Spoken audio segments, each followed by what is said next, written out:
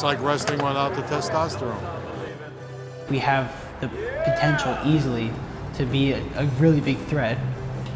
And I'm in the robotics team, high voltage team 369. And I've been in the team for about 3 years now. These are the underdogs of the city.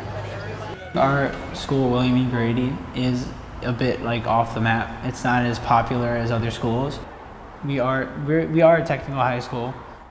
William E. Grady is a career and technical high school, or CTE school.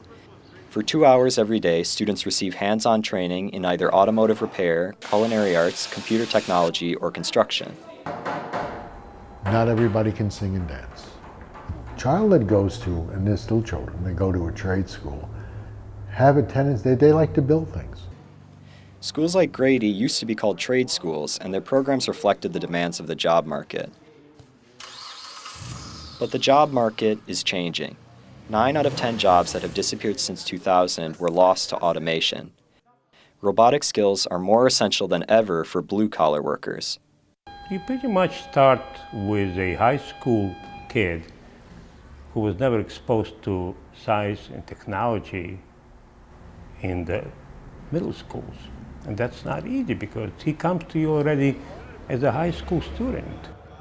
When I first came here, I kind of just had a straight goal to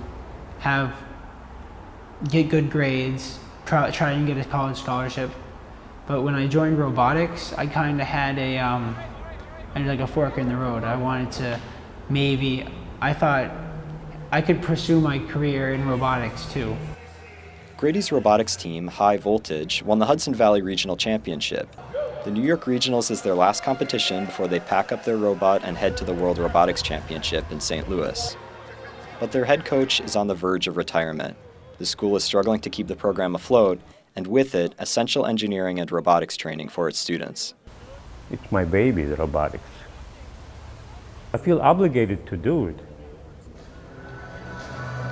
When we go to robotics competition, when we look at the other schools that are there, we are definitely one of the most struggling schools.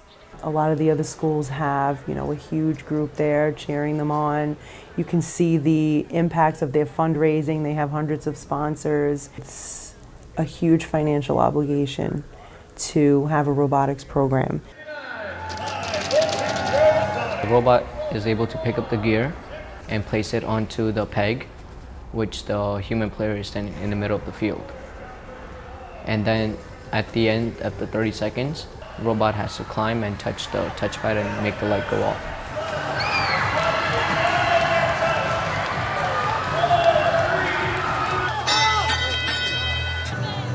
We won! Yeah, it's a high score too. Most of the students who attend Grady are Black and Latino boys. 81% are low income and 40% have learning disabilities. In 2010, Grady was placed on a list of the lowest performing high schools in the city. Since then, it lost 2/3 of its students. When I came into this school, I originally came in for a pre-engineering program, but that eventually ended due to the lack of number of kids that was taking it. Our pre-engineering program was removed from our offerings. It was not being approved at the state level as a CTE program because it was considered a college-bound only program versus college and career-bound. But the perception has always been that a CTE school is for students who don't want to go to college versus students who do. Our robotics program is actually one of the few things that still remains from our pre-engineering program. A lot of people, when they're coming into high school, they want to be the cool person. They don't want to be seen as a little nerdy robotic kid. People may think it's harder than it actually is. Like some people might think that you need to be insanely smart to do robotics, but you really don't. It's just a willingness to want to do it or to learn. Robotics is still seen as a luxury for the college-bound, but these days it's a necessity for those entering the workforce. Grady needs robotics to prepare its students for the future, as well as to salvage its reputation. It's a piece that's going to change the perception of Grady. We know what we're capable of. We know we make really good robots every year, and we have that legacy and a huge trophy case downstairs to show for it. In one of the final rounds of the competition, Grady was teamed with Stuyvesant and Bronx High School of Science. Stuyvesant, they have their tent is pretty much just made out of their wings, and it's kind of threatening. We finally got an autonomous working after For which pack? the mid one. Middle pack. Okay, we can all do mid. Yeah, we can the do it bo- 100%. Both of us so- have it, miss. Yeah. Okay. I mean, I'd rather have our guy because of I'd rather have autonomous. our guy, but Can our two come on? Is that okay? Make sure you're. Stuyvesant and Bronx Science are selective schools. Students must take an entrance exam, and admission is competitive. Their robotics classes select from the top students in the school, and dozens of kids work on the robot. Grady's team has about 6 members every year. 15 seconds left to go here. 369 is in the air along with their alert.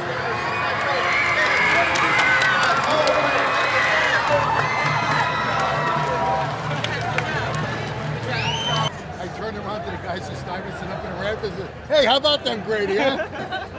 If we discontinue the program because there were only 6 kids, those are 6 kids who won't have it, and future kids who will never have it. It's not just that we have like 7 kids, it's that we have 7 kids that would sleep in this school to get it done. Grady lost the New York Regionals, but their earlier victory at Hudson guaranteed them a spot at the World Championships. The team came to school over spring break to pack up their robot, go over game tape, and strategize for their trip to St. Louis. You can't just be like, okay, I'll go to robotics like maybe once or twice a week. You have to be there like every single day. Let's go have fun, that's it. Our immediate goal actually pretty much to end up in the playoff. And then we'll take it from there. I didn't say anything. What? Mr. Finkel has really been the end-all and be-all of that program all these years. If it was not for him, it would not exist. I don't know what's going to happen when he retires. I won't be able to do one day, I'm going to retire, guys. We're going to retire. 3 years ago, I said, I'm done, I'm retiring. And then I have those 3-4 kids who are still in robotics, and they're here in Grady next year. What are they going to do, those kids? Robotics can be a pathway for students into growing industries. Skilled workers are essential to the future of the American economy. Members of Grady's robotics team have gone on to technical colleges and even MIT. Others have worked at top engineering firms, designed robots for the Navy, and interned at Bloomberg. My fear is that those few kids who are here at Grady who love engineering and technology, they're not going to have that anymore. It's what communicates with the brain of the robot. I see working with robots in my future career because you can't avoid them. Maybe I could build something, maybe one of my peers, he built something to make life better. My life without robotics would be like a boring life. Like I don't want to become that desk job office guy. I want to become like the engineer.